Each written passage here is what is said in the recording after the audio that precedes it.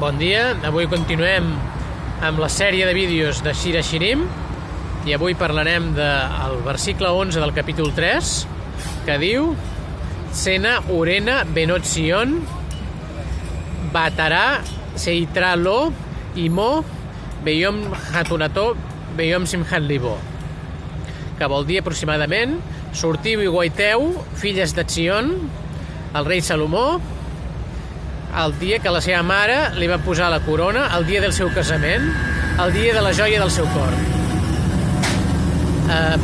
Les filles de Sió, qui són les filles de Sió? Les filles de Sió, si tenim en compte que Sió es pot relacionar amb la paraula seny, les filles de Sió serien les característiques positives que té el poble d'Israel, que es personifiquen en la persona del rei. Les característiques positives serien, per exemple, el compromís, la sinceritat, la constància, la confiança, totes les característiques positives que té una persona jueva quan està desenvolupada.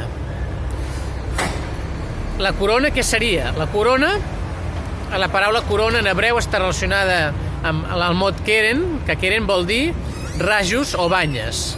Per què? Perquè una corona bàsicament dona esplendor a la persona que la porta, igual que uns rajos que surten del cap de la persona, que seria d'alguna manera l'aura, no? El que es coneix com aura és aquesta corona, és aquesta il·luminació que surt de la cara de la persona.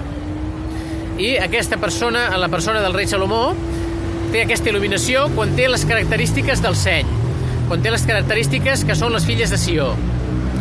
I qui li dona aquestes característiques del seny? Aquestes característiques del seny li dona la seva mare, que li posa la corona. La seva mare qui és? La seva mare és la presència divina, la Shekhinah. La Shekhinah el corona el rei amb les filles de Sió, amb aquestes característiques del seny. I quan el rei està coronat amb aquestes característiques per la presència divina, aquest rei té alegria, perquè això és el seu dia del seu casament.